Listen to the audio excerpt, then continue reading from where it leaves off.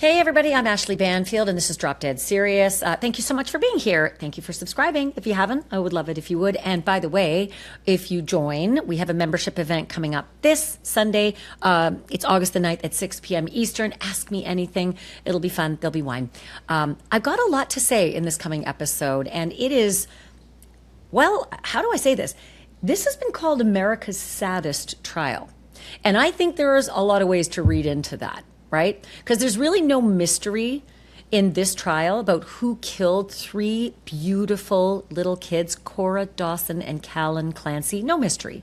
No, it was their mother. Their mother did it. Lindsay Clancy did it. She admits it. She admits it. She says, I strangled all three of my kids. And she even gave the description how. I used exercised resistance bands. It all happened inside the luxury Duxbury, Massachusetts home that she shared with her husband and kids. This happened back January 24th, 2023. But now we're learning a whole lot more. It is not just as simple as that one sweeping line, mom kills three kids, tries to kill herself. It's just not that simple. There are layers to this, and people are weighing in on both sides of it, and I get it, and I hear you, and I would love to hear what you think about this in the comments. But we're now more than a week into the testimony in the trial of Lindsay Clancy, and the evidence is producing a very complex picture. In fact, some of the state's own witnesses have described Lindsay Clancy as a woman who was unraveling for months on end. And not just unraveling, but like recognizing it and asking for help. A woman who was terrified by what was going on in her mind, knowing there was something wrong, and acknowledging it and telling people and asking people, help me, shit's going sideways. But the question for this jury that's facing her in this courtroom now is, what was really going on inside your mind when you decided to kill your three children? The fact that you tried to kill yourself, you failed, okay.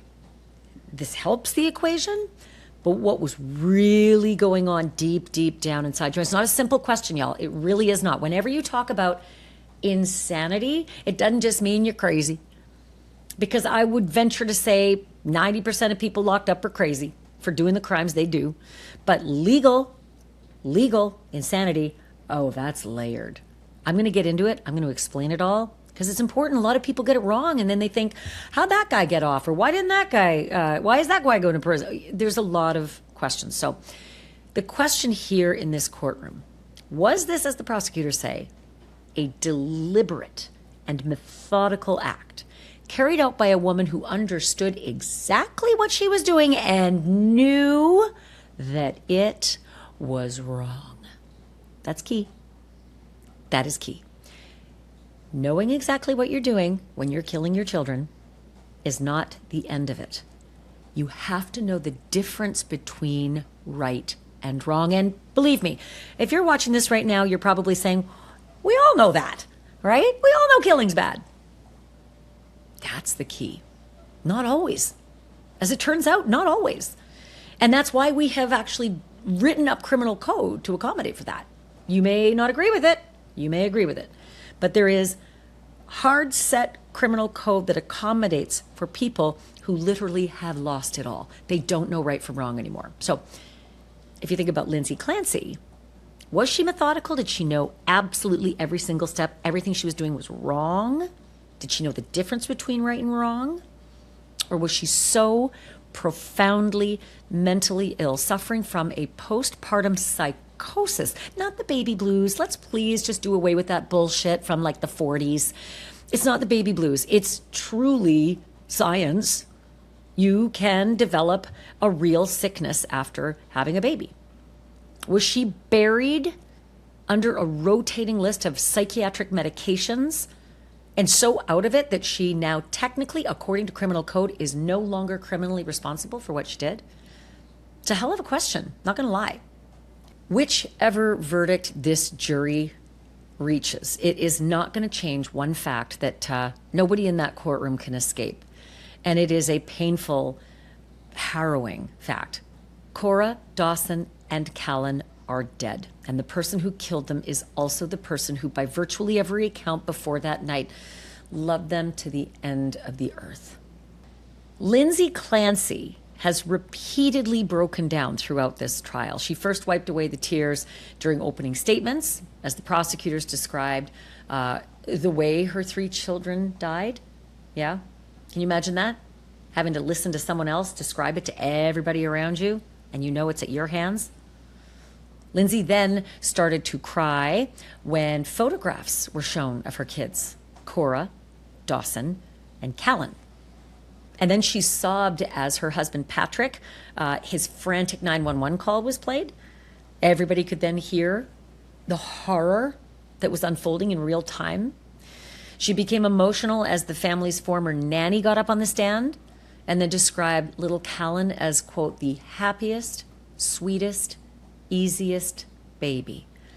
And then she just lost it, right? She just lost it. Uncontrollable sobbing during the testimony about Callan's autopsy. Yeah, I know. Could you imagine that? And in fact, it got so bad that the judge actually stopped and said, recess. And then they escorted her from the courtroom. And when I say escorted from the courtroom, everyone could hear her sobbing. I get it. Yeah, you're sad your kids are gone and are dead. But it doesn't change the fact that you did it, right? You did it. You did it. You imagine, first of all, if you get triggered easily, I would say turn the volume down. But because I lived through the case in Texas, where Andrea Yates, one by one, in ascending order from youngest to oldest, drowned her children face up in a bathtub so they could see her while she was doing this to them. And I have imagined that for the last quarter century since it happened. And now I'm thinking about Lindsay Clancy taking those exercise bands and strangling the children who trust her the most. You know? What those kids went through until everything went black. So yes, I get the sobbing. It doesn't change the question before this jury. Is she responsible completely and legally for crime? Or was she so gone that she didn't even know what she was doing was wrong? So you should know this. When Lindsay breaks down and sobs in court, it's not evidence, right? And oftentimes the judge will say something to the jury about what's happening with the defendant. It's not evidence. Being sad about something will not come into this. Yeah, everything that happens now doesn't matter. Will it make them feel sorry for her? I don't know. Everybody's different. Will it make them more angry at her? I don't know. Everyone's different. So now let's get into what is actually evidence, what this jury will be compelled to consider.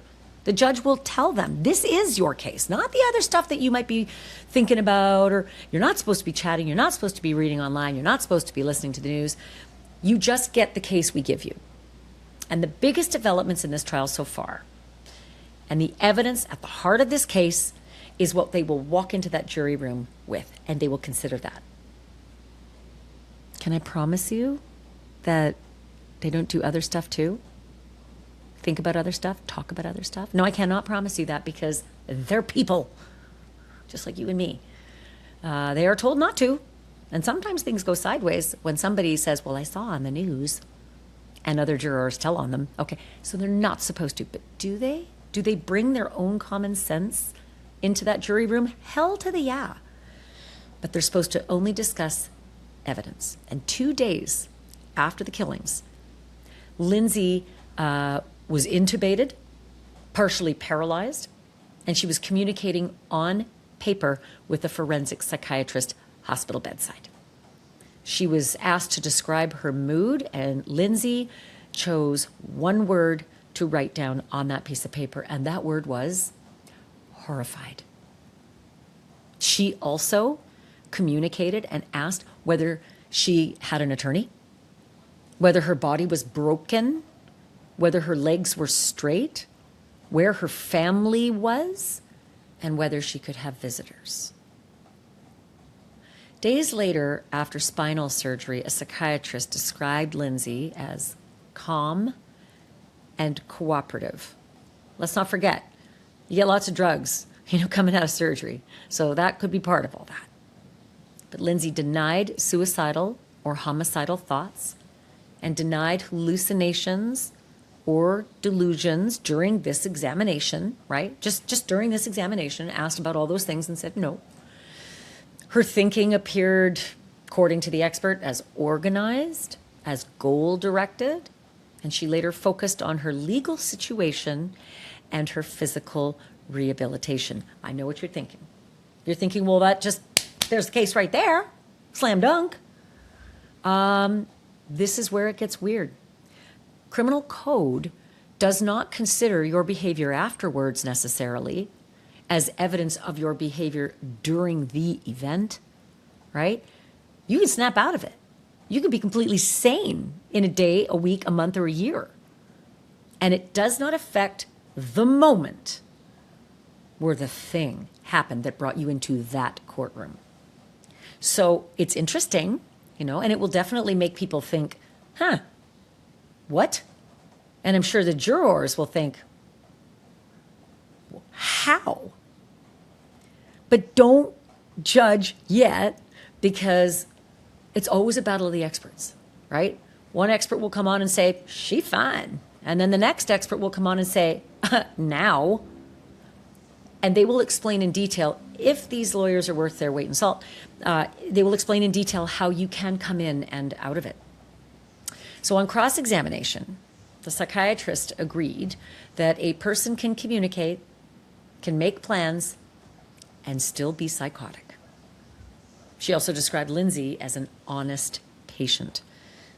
So little by little, when you watch this case, you can really see the building blocks that both sides are trying to teach these jurors. Because honestly, it's not about what you and I are hearing. It's really not. It's all about the panel, how they're hearing it. The communication is directly to this panel of jurors. But the psychiatrist's testimony offered only a snapshot of Lindsay after the killings, and to understand what was going on beforehand, like how she got there, how she got to a point in that basement where she snuffed out the lives of the three little people who trusted her the most.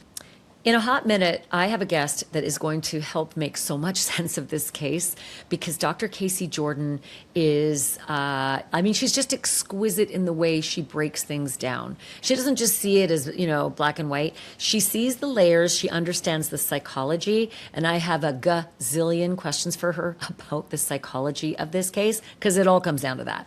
So that's coming up in just a minute.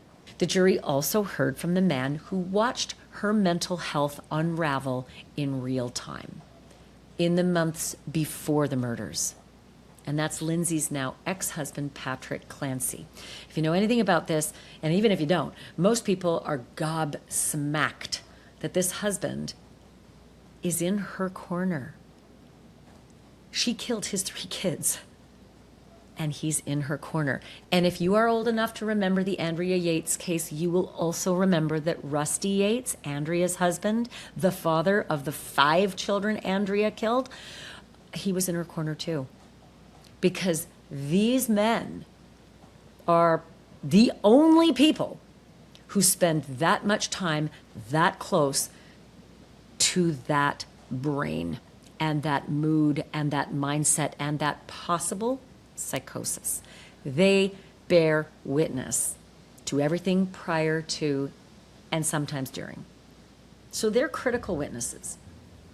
In December of 2022, in the month before the murders, Patrick said that Lindsay's medication changed, and Patrick described what followed as a, quote, big spiral. Patrick said that Lindsay made suicidal statements, and most significantly, Patrick said that she told him she had thoughts of hurting the children. So she's being honest and saying something's wrong. These thoughts are coming into my head. But those thoughts appeared completely disconnected from the mom that he saw going through the motions every day, caring for the kids. He just sort of thought it's incongruous, right? He testified, and I will read his words, what he actually said about that. He said it was very confusing because the next minute she was making them lunch or putting them to bed. He said he never saw Lindsay harm the children, any of them. And then came January 24th, 2023.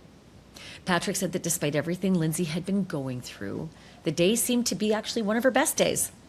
He said Lindsay searched for a restaurant in Plymouth and asked him to pick up some takeout for dinner. She also asked him to make a stop at CVS as well because Cora needed some medicine. The prosecutors say those were not ordinary errands. Oh, no.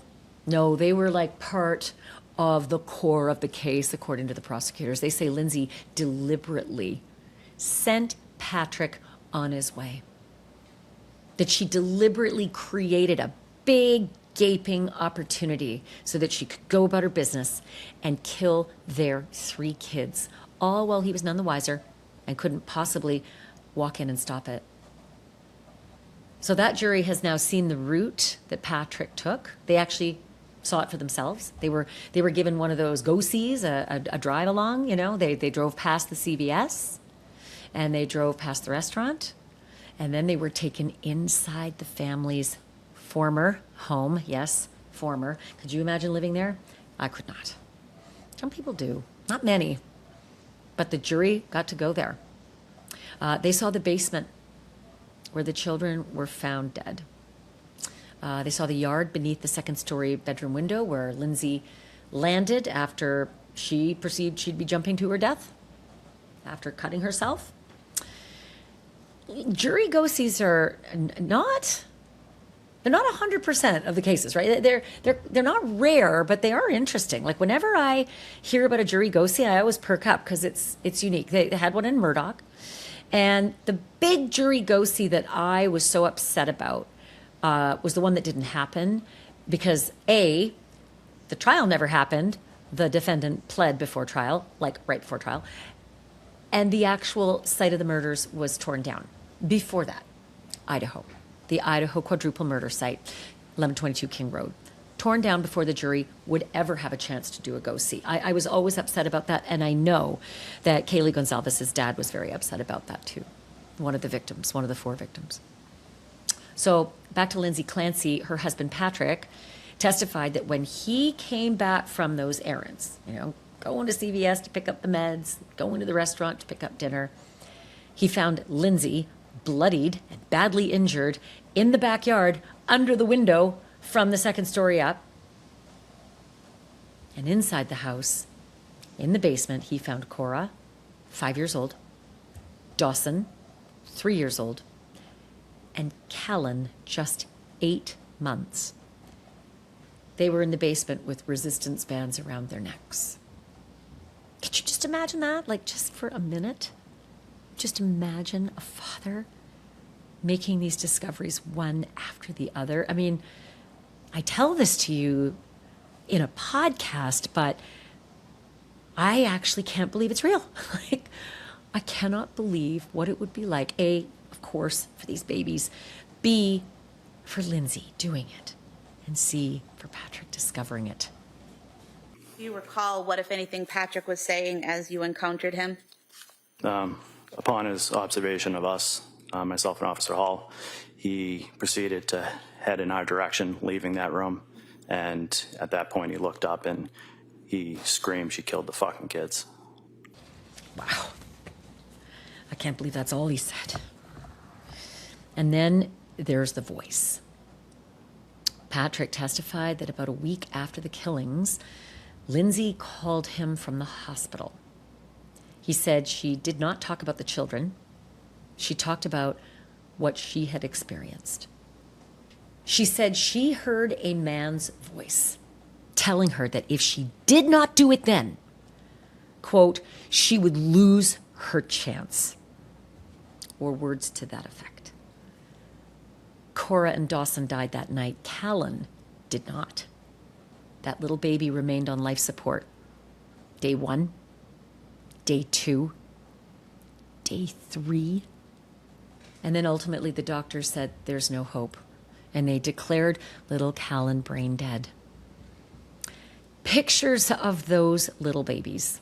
Pictures of the scene. Pictures of the exercise bands that were used to kill those children. All of that was displayed in that courtroom for the jury to see, and of course, for the gallery to see, and of course, for the lawyers to see, and of course, for the judge to see. And guess who else? Lindsay Clancy. That was another moment of breakdown, as you can imagine, when those photographs went up, and that's real, right? Whatever her psychology is now, those photographs, those are real. And that is trauma that I would venture to say every person in that courtroom will never be able to unsee and probably will never quite get over. Some people more than others, but everybody in that courtroom has also been shown the physical evidence from Lindsay's own alleged suicide attempt. And I say alleged because that's also in question here, right? She didn't die. I mean, she cut herself, she jumped from the window, she's paralyzed, but there's an argument to be made there as well, right? The prosecutors say this all raises serious questions about whether she really intended to end her life or just get close to it, cover up, whatever. There's a big question there. The investigators found blood across the floor of the upstairs bedroom and a bloodied kitchen knife beside a cup bearing the words, "Because kids." Can't write this stuff, honestly. Her defense attorney, Kevin Reddington, he told the jurors that there was white residue inside that cup because it came from pills that Lindsay had crushed before jumping from the window. So slashing and pills and jumping. And still there's a debate. Did she really intend to kill herself? And you could weigh in on either side of this. That is totally up to you. Please tell me in the comments. I do want to know. Because there's some emotion here, like more than most trials. Enter an emergency room doctor. That doctor described for the court the injuries that Lindsay actually suffered when she took the knife to herself, her neck and her wrists. And this is important. The doctor said that those cuts were superficial. Doctor testified that the cuts weren't actively bleeding, didn't even require immediate treatment. And I know what you're thinking. Well, that's obvious. That wasn't a real suicide attempt. No way. If you really meant it, you would have done it. And it would be bleeding, and they would need to stitch you up quickly. There is something interesting that also happened in this courtroom. Her lawyer said, was Lindsay's body temperature 82.6 degrees when she came into the hospital? Think about that, 82.6. She was outside in the cold, right? And they had to acquiesce that, yes, her body temperature was that low. And the defense attorney asked, well, isn't it possible that maybe she wasn't actively bleeding because her body temperature was so low? And then came the other facts. Of course, remember I always said there's two sides? That eventually, when she warmed up, she did start to actively bleed. The gauze started to show it. And one of her cut marks was, I believe, 3 centimeters deep. That is deep, like really deep, and actually required stitches. Did you observe any injuries to an artery or a vein or anything in that area? I did not. Can you explain to us the difference between bleeding in maybe an artery or a vein and how that might present itself in an emergency situation? Venous bleed would be a little bit slower, darker blood, and arterial bleed would be pulsatile and bright red. And is it fair to say that when you strike either an artery or a vein that they're of different pressure systems, and so the manner in which the blood comes out is different? Yes. In either circumstance where an artery or a vein is struck or nicked or cut, would that be something that you'd have to stabilize for a patient in order to make sure that they don't bleed out? Yes. Was that done here? It wasn't necessary. Her temperature, her core body temperature was 82 degrees. Is that right? If that's what the record states, then yes. I'm sorry? If that's what her medical record states, then Well, yes. as you sit here, you don't know what her core body temperature was? I saw her 3 years ago. I see about 200 patients a I'm month. sure you're very busy, but this is a murder trial, doctor. Did you review your records and your notes? I'm happy to look at my record if you bring it here. Did you review your records and notes before you came in here today to testify on this case? Sir, I did, but I don't have a photographic memory. Would you agree that on both wrists there was deep laceration? I wouldn't characterize them as deep. You would not? So a little bit of both there, right? You can see a prosecutor trying to frame it and a defense attorney coming in and taking a few bites out of what seemed pretty horrific and maybe real evidence that she didn't really mean to kill herself. Again, I'm not 100% sure that Lindsay trying to kill herself is a big part of this equation. The biggest part is what was going on with the children and her mind with the children. It helps that she wanted to leave this earth herself, but I don't think it's the core. A forensic toxicologist also enters the picture and testified that the drugs that were detected in Lindsay's blood were within or near therapeutic ranges. So that means these aren't near overdose levels. It's not like she's, crushing up every single pill to, take an easy out. There is one drug called quetiapine, it's commonly known as Seroquel, that was found in the highest concentration, but even that was roughly 10 times below the level that's considered toxic. So it's hard to know what was going on crushing up these pills, or maybe the crushing wasn't going fast enough and she thought, hell with that, I'll do it the quick way. To hell with this is terrifying, I'm going out the window. You just don't know, but I think you will learn. Dr. Justin Brower, he went up on the stand and he told the jurors that people attempting suicide by medication commonly consume handfuls, right, of pills, like just they load it up.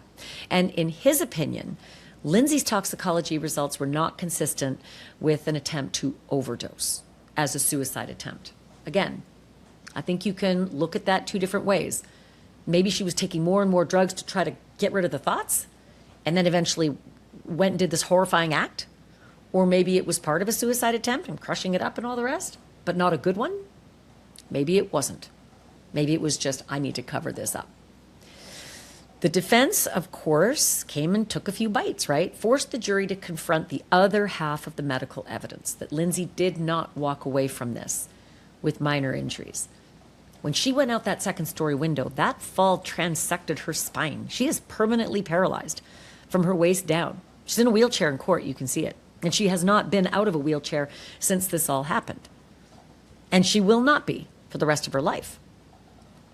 A surgeon testified that the damage was so complex that Lindsay had to be transferred to Brigham and Women's Hospital. And at that hospital, she required resuscitation and massive blood transfusions. So it was a significant injury. So anybody who thinks that she just tried to cover it up and make it look, look like she had psychosis. This is how I'm going to do it. I'm going to kill the kids and then make it look like I tried to kill myself. It's a hard story to swallow because honestly, she was really badly damaged. There had to be some intent to bring on the kind of injuries that she sustained. But the jury is really being asked to separate out three different questions, right?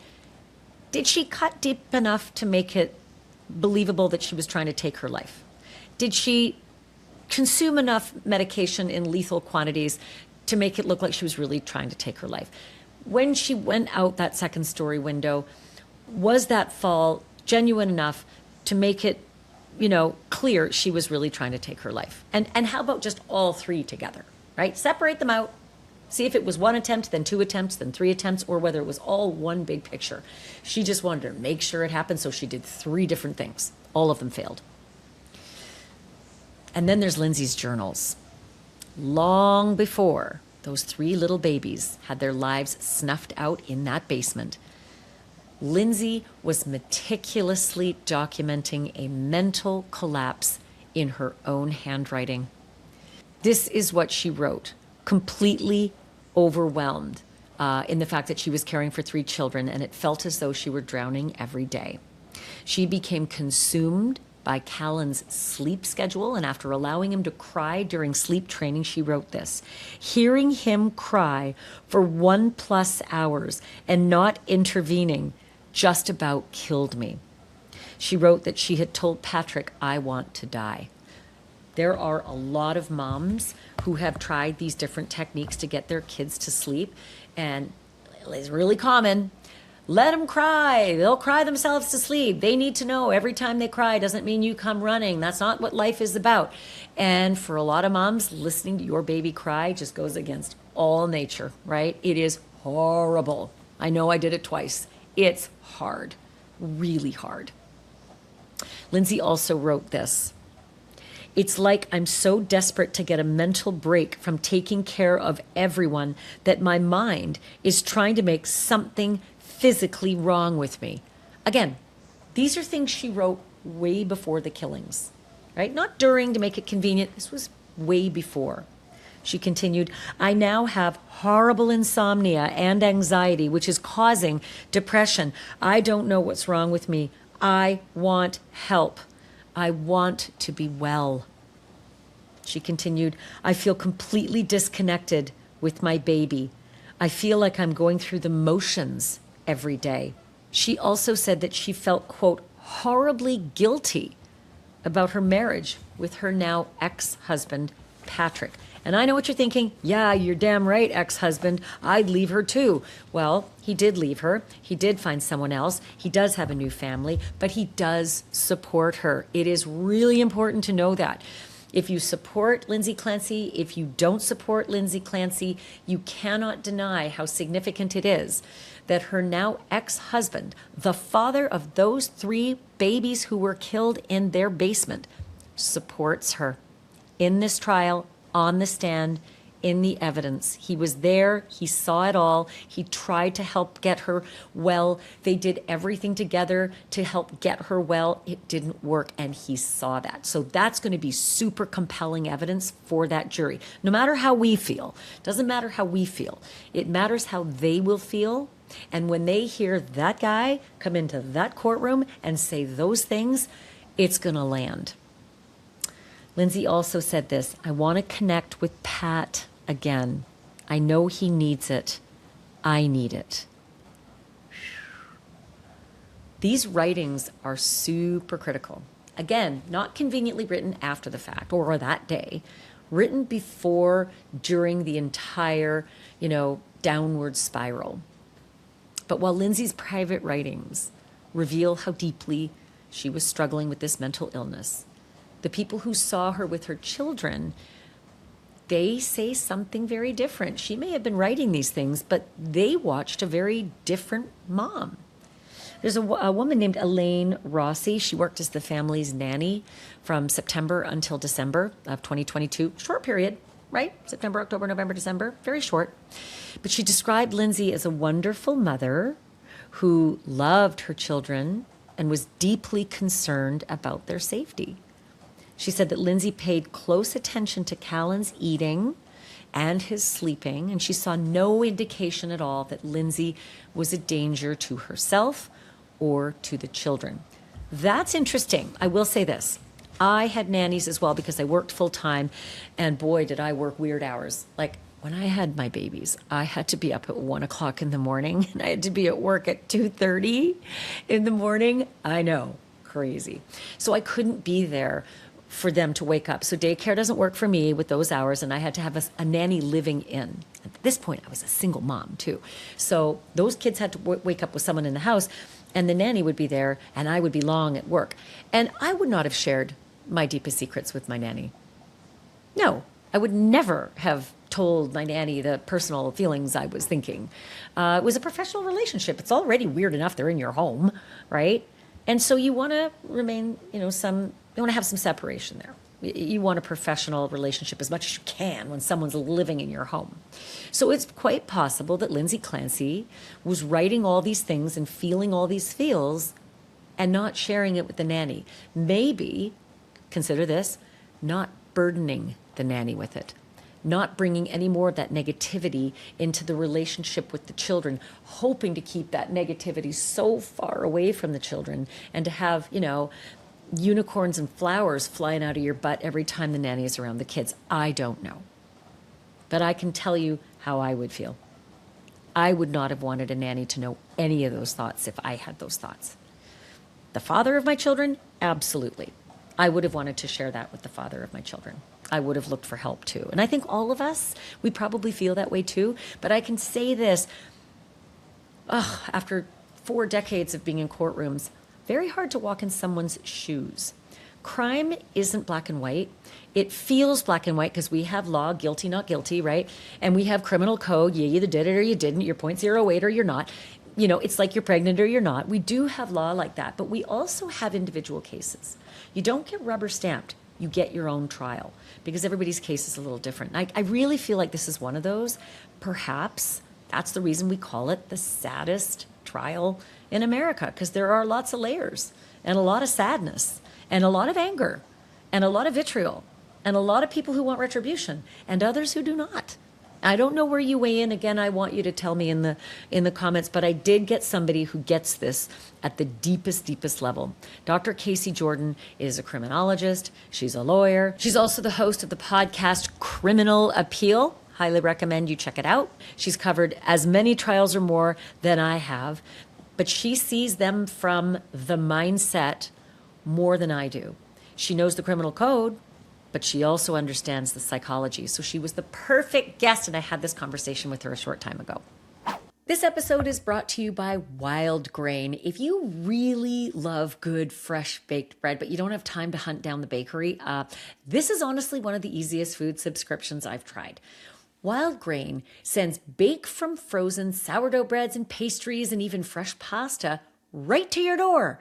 Everything is made with simple ingredients that you can actually pronounce, so it tastes incredible and it's easier on your tummy. And the best part is that you just pop it in the oven. No thawing, no prep, and in about 25 minutes, your entire kitchen smells like a bakery. And don't just take my word for it. They have over 40,000 5-star reviews, and they've been voted the best food subscription box by USA Today for 3 years in a row.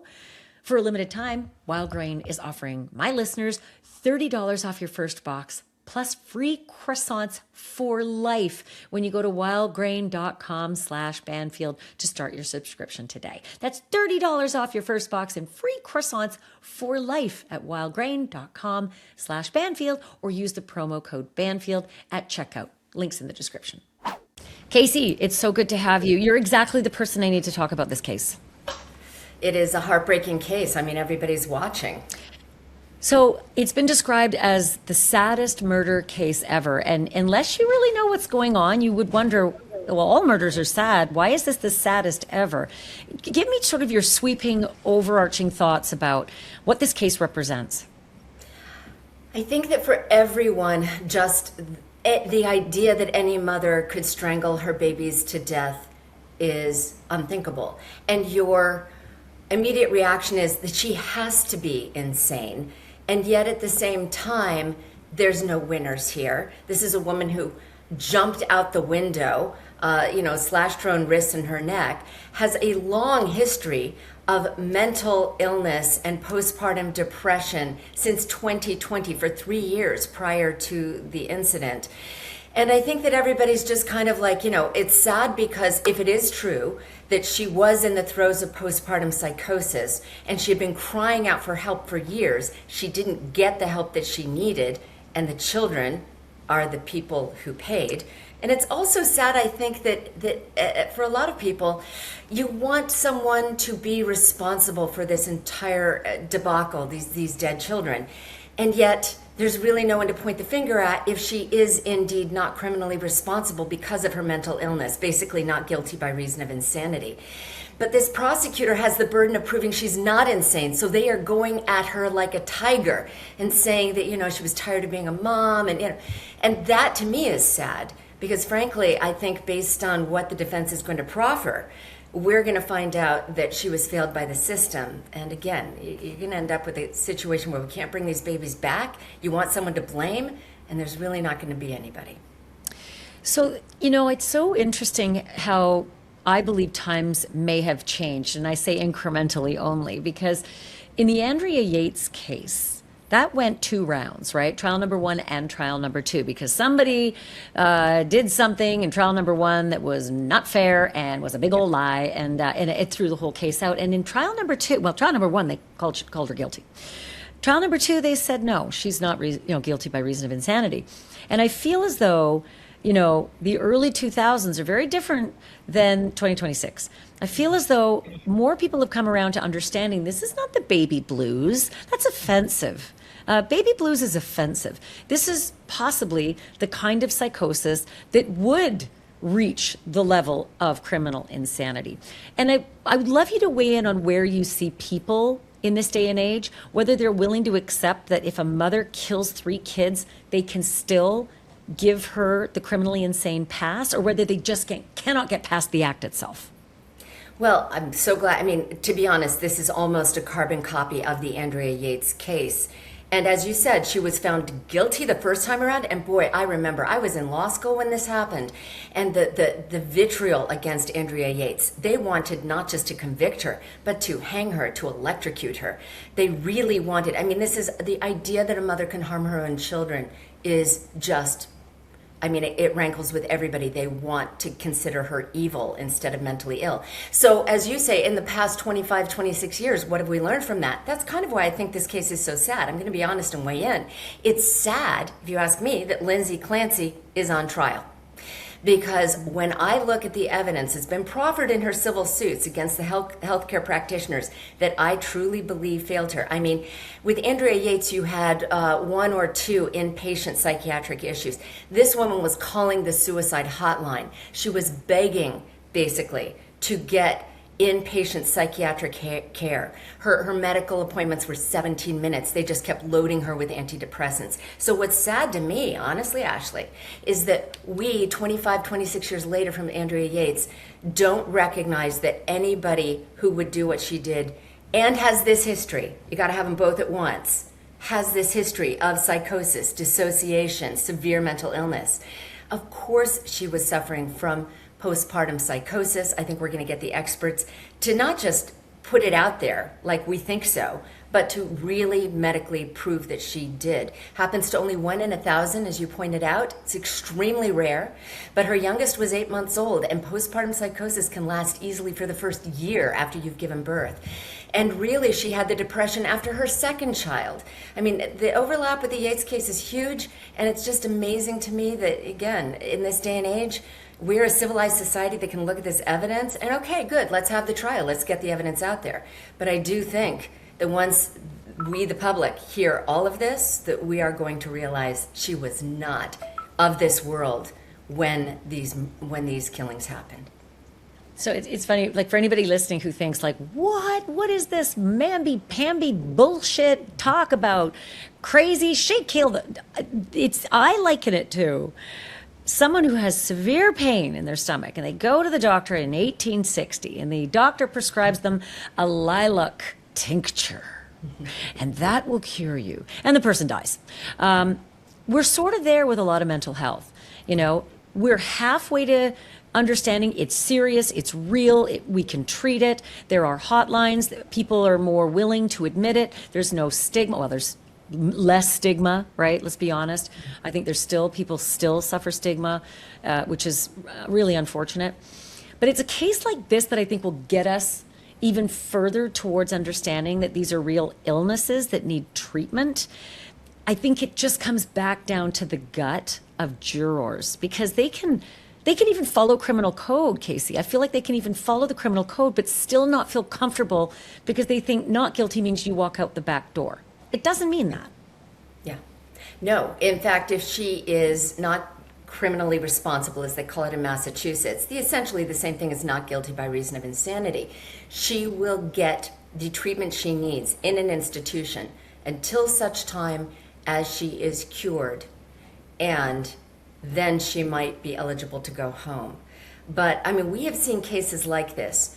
And by the way, we've seen, let's go to the other side. Let's address the naysayers. We have seen malingering. We have seen women kill their children because, their husband's cheating on them or... Susan Smith, right? Or because the new boyfriend she wanted didn't want to have a relationship with somebody who already had somebody else's children, right?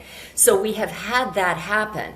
But this, I don't think I've ever seen a more complete case of a psychiatric history that really supports her mental illness. I mean, she's not pulling this out of thin air. She's not faking it. The medical records are there. But we have 12 women and 6 men on this jury. Let me tell you, in that Andrea Yates case, the carbon copy from 25 years ago, yeah, she was found guilty. You were right. She had a psychiatrist, Dr. Park Dietz, who said that she got the idea from watching an episode of Law and Order about a woman who drowned her kids in the bathtub. And sure enough, there was an episode, but it was about Andrea Yates. It came out after she killed her It aired children. after it happened. She couldn't possibly have seen a show that Right. hadn't yet aired.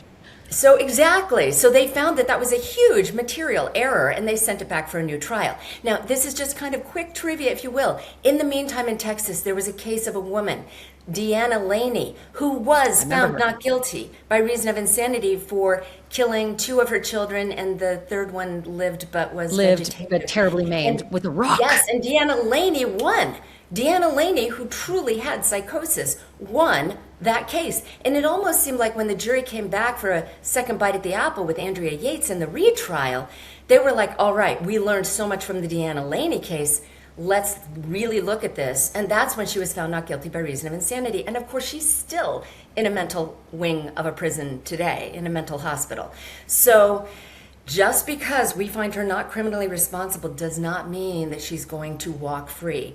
And she's paralyzed. And by the way, I've seen women agree when they've been found not guilty by reason of insanity based on postpartum psychosis to voluntarily have their tubes tied, be sterilized basically, so that they assure the public they cannot and will not ever have another child, so that it minimizes our doubt that she could ever do this again. And of I'm course not saying that Lindsay would do that. Wouldn't be enough for a lot of people. Oh, okay, so you can't have kids again, but you can go out, to the state fair and, go to Europe and you have all sorts of fun in your life.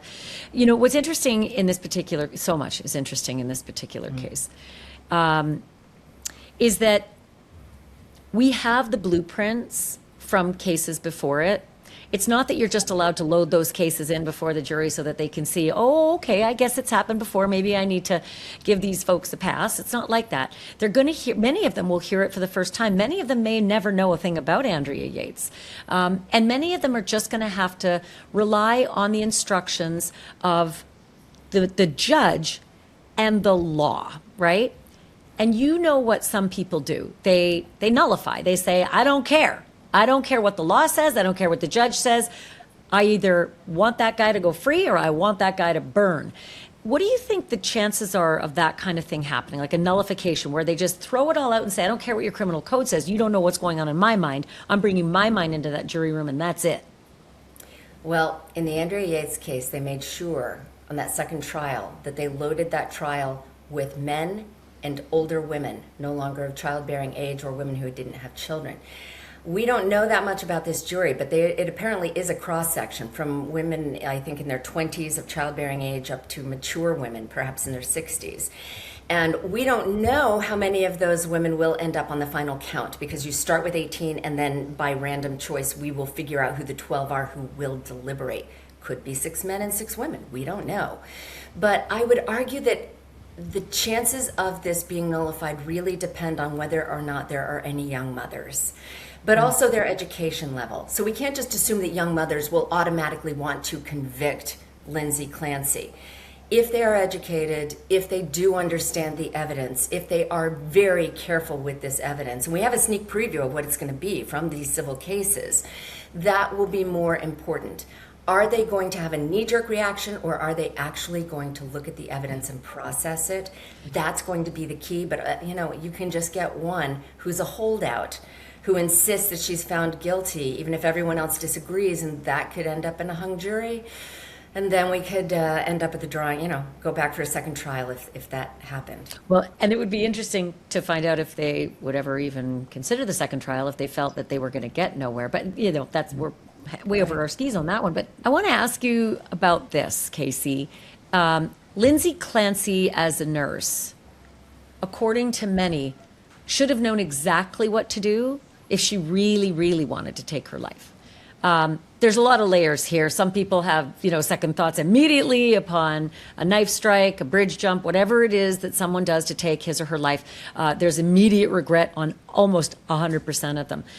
But does it even matter what Lindsay Clancy's behavior was immediately after the killings in order to satisfy the elements that you have to satisfy during the killings?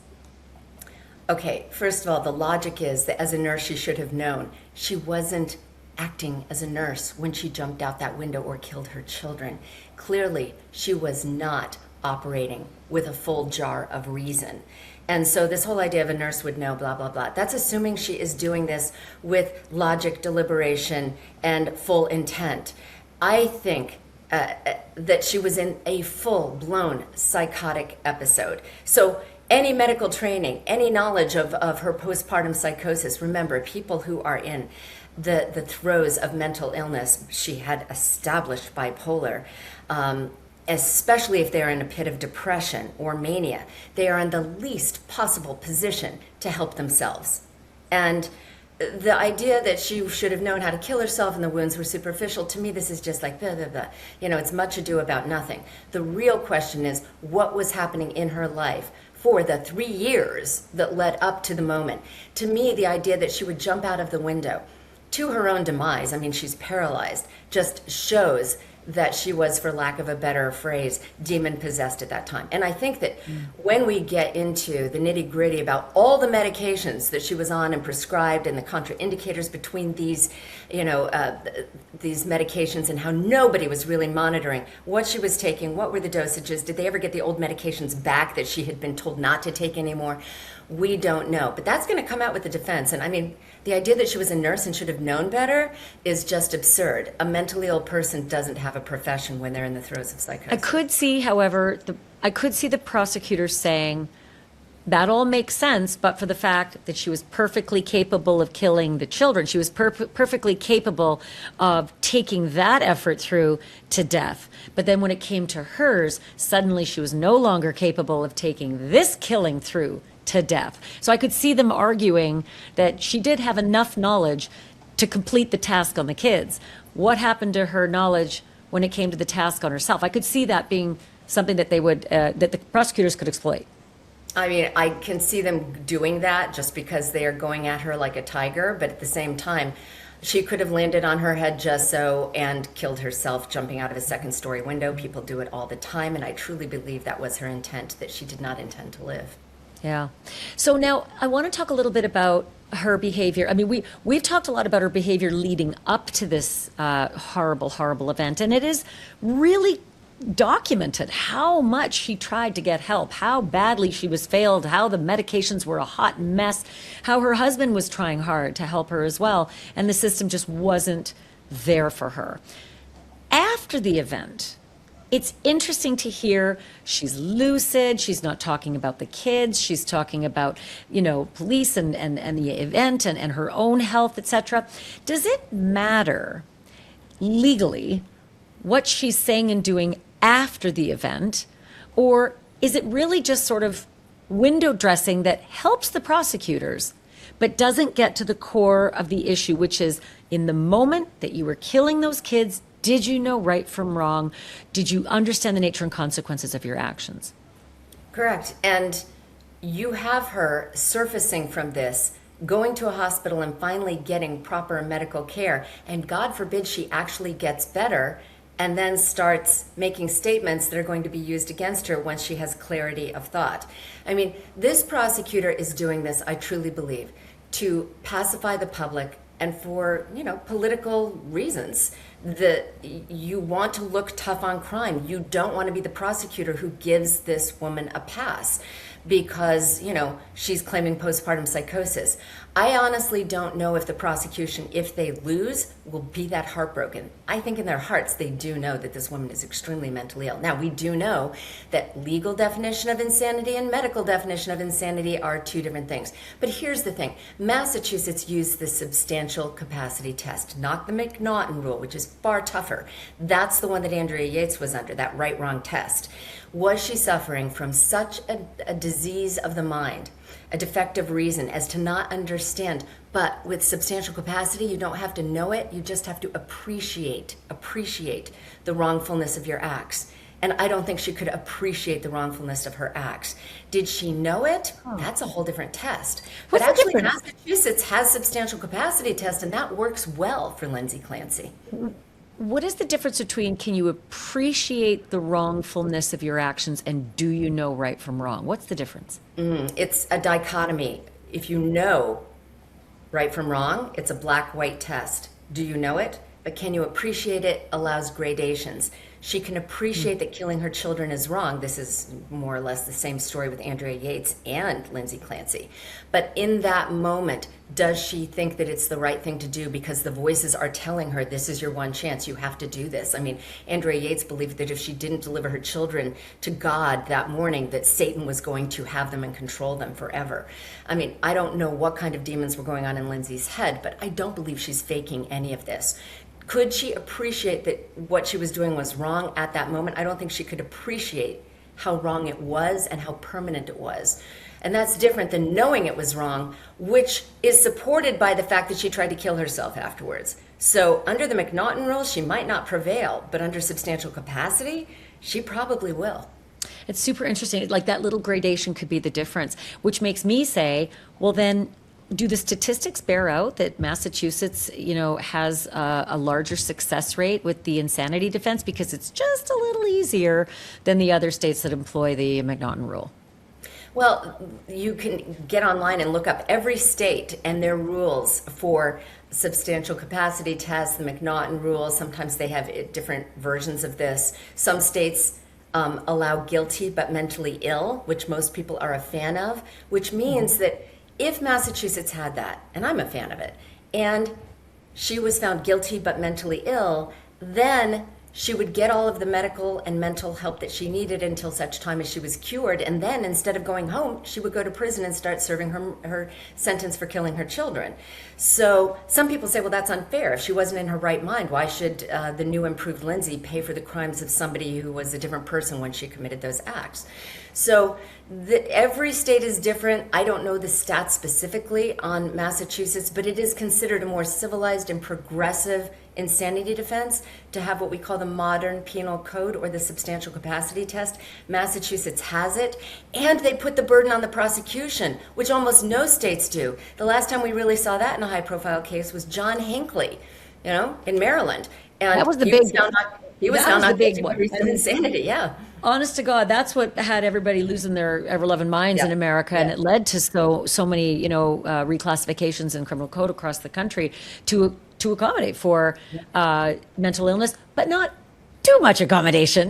Like if people got so crazy about him, getting a pass, so to speak. I truly think that if Massachusetts offered guilty but mentally ill, it would be a slam dunk no-brainer that she would be guilty but mentally ill, and that she would spend a great deal of time, just like Andrea Yates, in a mental institution. And again, if she's ever cured, she would go to prison. Here's the interesting thing. All the years I worked at Court TV, especially under the tutelage of Jack Ford, who's just one of the best law professors ever. He's also teaching law at Yale. He said to me, one of the hardest things for people to get past is not saying guilty. So guilty but mentally ill gave them that opportunity to say, you're still guilty, and I recognize there's something else going on. You're just not a horrible person. You're a bad person. And it's interesting. I've always wondered if certain states, and I haven't looked this up, so forgive me, if certain states have guilty but mentally ill and it just means the same thing, meaning you're going to an institution until you're well and then you can be out in society again. Or like you said, some states say you're going to an institution to be made well to serve out a life sentence. Do you know if if different states have sort of treated that differently? Well, because of this fear that people will get back out into society without paying for their crime. And think of guilty but mentally ill as like an insurance policy on malingering, on people who might be faking mental illness. There's really no point in trying to use an insanity defense if you're eventually going to go to prison anyway. Like Salvatore Giganti, remember? Exactly. Salvatore Giganti was the mobster who used to walk around New York City in his bathrobe trying to prove to everybody he was crazy.